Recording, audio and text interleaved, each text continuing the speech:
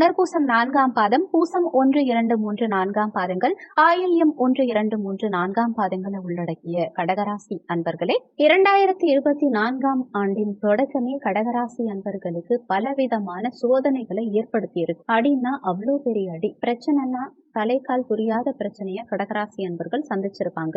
மனசுல இருக்கும் துக்கம் தாங்காம ஒரு ரூம்ல வச்சு அழுதா கூட அந்த ரூமை திறக்கிறதுக்கு ஒரு நாள் ஆகும். சாப்பாடு, பணம், நகை இதையெல்லாம் தாண்டி நிம்மதி அப்படிங்கிற ஒரு விஷயத்த அனுபவிக்காத ராசி இந்த கடகராசின்னு சொல்லணும். பொறுத்து பார்த்து இறைவன் மீது உள்ள நம்பிக்கை குறைந்த ராசி கடகராசி. கடகராசி கள்ளம் கபடம் இல்லாம இருந்தாலும் பல கருத்துக்களால பிரச்சனைய தாங்கிக்க முடியாத அளவுக்கு துவண்டு போயிட்டாங்கன்னே சொல்லலாம். யார் மனசையும் புண்படுத்தலனாலும் பரவாயில்ல, உங்க மனசுல இருக்கும் பிரச்சனைய தீர்க்கவே முடியாது. இப்ப நேர்மையா ஒரு கடகராசி அன்பர் இருக்காங்க அப்படின்னா, ரொம்ப கரெக்டா இருக்காங்கன்னா, அவங்கதான் வாழ்க்கையில நிறைய அதிகமான பிரச்சனைகளை ஃபேஸ் பண்ணியிருப்பாங்க. ஒருத்தவங்க தப்பு பண்ணவங்க திருந்தணும்னு நினைச்சா கூட மாற முடியாது.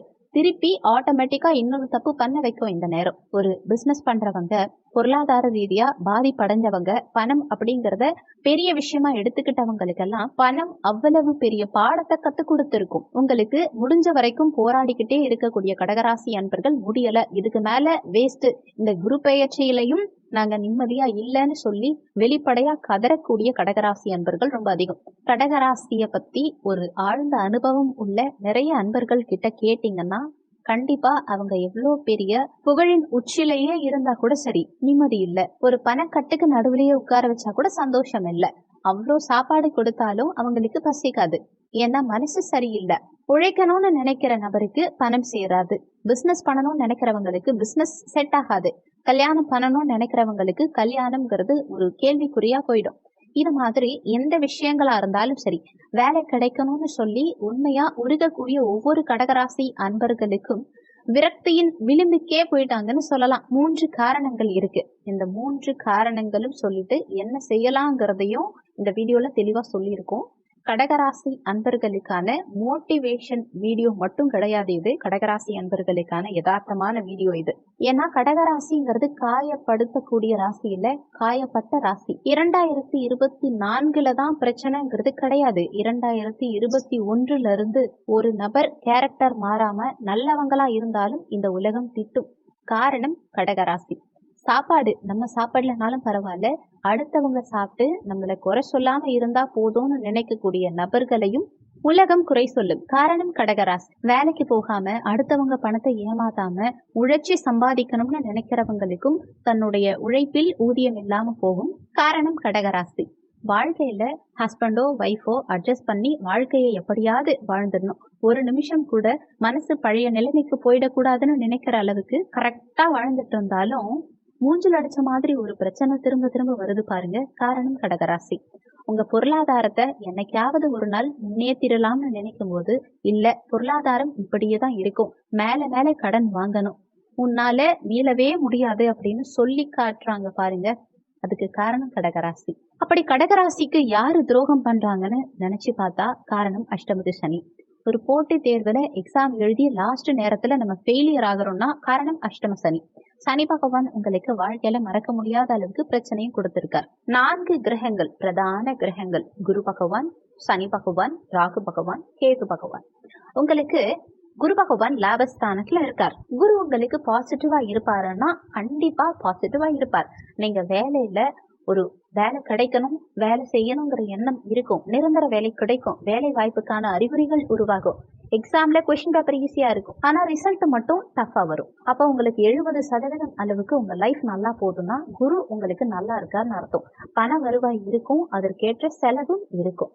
குழந்தை இந்த மாதம் கன்சீவ் ஆயிடுவோம் நினைப்போம், ஆனா ஆக மாட்டோம். இந்த மாதம் வேலைக்கு போவோம்னு நினைப்போம், ஆனா போக முடியாது. இந்த மாதம் எப்படியாவது சம்பாதிச்சு பொருளாதாரத்தை மீட்டுடலாம்னு நினைப்போம், ஆனா இந்த மாதம் தான் பொருளாதாரம் நமக்கு 0க்கு போய் கையில 10 ரூபாய் இல்லாம கடன் வாங்குற நிலைமைக்கு போயிருக்கும். அப்பேற்பட்ட கடகராசி அன்பர்கள், குரு பகவான் உங்களுக்கு நல்லா இருக்கும் போது நல்லா புரிஞ்சு வச்சுக்கோங்க, குரு பகவான் நல்லா இருக்கும் போதே முயற்சி செஞ்சு வெற்றி பெறணும். ஆனா அதுக்கு தடையா இருக்கிறது 2 கிரகங்கள். முதல் கிரகம் சனி பகவான், 2வது கிரகம் ராகு பகவான். கேது பகவானுக்கு குரு பகவானுடைய பார்வை பஞ்சம பார்வையா கிடைக்கும் காரணத்தினால கேதுவனால உங்களுக்கு பெருசா தொந்தரவு கிடையாது.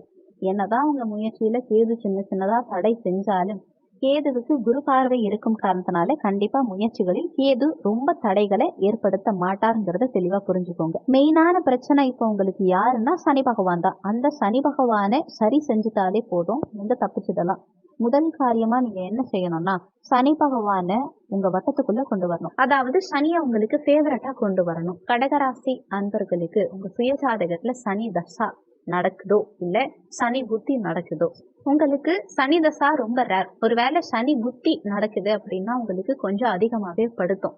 உங்க சுயஜாதகத்துல 6, 8, 12 இல்ல மறைவுஸ்தானம் மேஷத்துல சனி நீச்சமா இருக்கார் அப்படின்னா உங்களுக்கு லைஃப கொஞ்சம் டஃபா கொண்டு போவார். அதே மாதிரி உங்க சுயஜாதகத்துல செவ்வாயோட சேர்க்கையோ பார்வையோ அவங்களுடைய நட்சத்திர சாரம் வாங்கி இருக்கிறதோ ராகு கேதுவோட தொடர்போ இருந்தா அந்த பவர் வீரியம் அதிகமா இருக்கும். சோ இதுக்கெல்லாம் நீங்க என்ன செய்யணும்னு பாத்தீங்கன்னா சனி பகவான் நிவர்த்தி பிரீத்தி செஞ்சா போதும். அரச மரத்து விநாயகர், ஆலமரத்து விநாயகர், வன்னி மரத்து விநாயகர், வன்னி மரத்து சனி பகவானை வணங்கிட்டு வந்தீங்கன்னா கண்டிப்பா 100% 200% உங்களுக்கு நல்லது நடந்தே தீரும். சனி பகவானை மட்டும் கண்ட்ரோலுக்குள்ள கொண்டு வந்துட்டீங்கன்னா நீங்க ஜெயிச்சிருவீங்க. அடுத்து என்ன செய்யணும்னா ராகு பரிகாரம் பண்ணணும். ராகுவுக்குரிய பரிகாரம் எப்படி பண்ணணும்னு பாத்தீங்கன்னா ராகுவுக்கு ரொம்ப ரொம்ப பிடிச்ச விஷயம் என்னன்னா அம்மன் வழிபாடு. ஆடி மாதம் அம்மன் வழிபாடு பண்ணுங்க. அதே மாதிரி உங்க அருகில் இருக்கக்கூடிய புத்து எங்க இருந்தாலும் சரி அந்த புத்துக்கு போயிட்டு ஒரு விளக்கேத்துங்க, மஞ்சள் குங்குமம் வைங்க, ஏதாவது ஒரு மலர் சாத்துங்க, முட்டையும் பாலும் வச்சுட்டு நீங்க ஒரு ஊதுவத்தி ஏத்தி கற்பூரம் ஏத்தி மனசார பிரச்சனைகள் சரியாகணும்னு வேண்டிட்டு வாங்க. உங்க தலை தரையில படுற அளவுக்கு விழுந்து கும்பிடுங்க.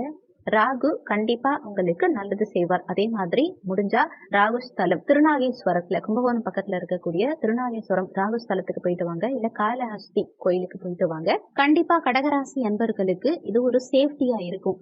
இந்த ராகு பகவானையும் சனி பகவானையும் கண்ட்ரோலுக்கு கொண்டு வந்துட்டீங்கன்னா எல்லாமே சாதகமாயிடும். இல்ல நான் திருநள்ளாறு போறேன், நான் குச்சனூர் போறேன், திருநறையூர் போறேன், திருக்கொள்ளிக்காடு போறேன்னா தாராளமா போயிட்டு வாங்க. அஷ்டமத்து சனி நடக்கும் போது கண்டிப்பா ஏதாவது ஒரு சனிக்குரிய பரிகாரம் சனிக்குரிய ஸ்தலம் போயே ஆகணும்.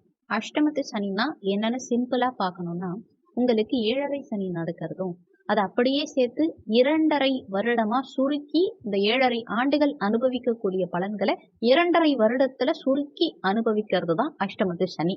சோ 7.5 வருடம் நடக்கிறத 2.5 வருடத்துல அனுபவிக்க போறீங்க. கொஞ்சம் டஃபா தான் இருக்கும். இப்போ வக்ர சனி நடக்குது. இந்த வக்ரகதி காலகட்டத்துல என்ன செய்வார்னா சனி கொஞ்சம் ரிலாக்ஸா விடுவார். இந்த ரிலாக்ஸ் பண்ணும் போதே நீங்க என்ன செய்யணும்னா முயற்சி எடுங்க, பாசிட்டிவா நடக்கும். ஜூலை மாதத்துல இருந்து டிசம்பர் வரைக்கும் வக்ரகதி காலகட்டம் உங்களுக்கு நீங்க முயற்சி செஞ்சீங்கன்னா நிறைய விஷயங்கள் உங்களுக்கு பாசிட்டிவா இருக்கும். இந்த நேரத்துல உங்களுக்கு தேவையான விஷயங்களை செய்யுங்க. முடிஞ்ச வரைக்கும் தேவையான விஷயங்களை செய்யறதுக்கு முன்னாடி சனி பகவான மனசு குளிர வைங்க. சனி பகவானுக்கு தயிர் சாதம் படைச்சு வழிபட்டீங்கன்னா சனி பகவான் ரொம்ப சந்தோஷமாவார். ராகுவுக்கும் சனி பகவானுக்கும் பரிகாரம் செஞ்சீங்கன்னா வாழ்க்கையில இந்த 2002ஆம் ஆண்டின் பிற்பகுதி ரொம்ப ஸ்மூத்தா போகும்.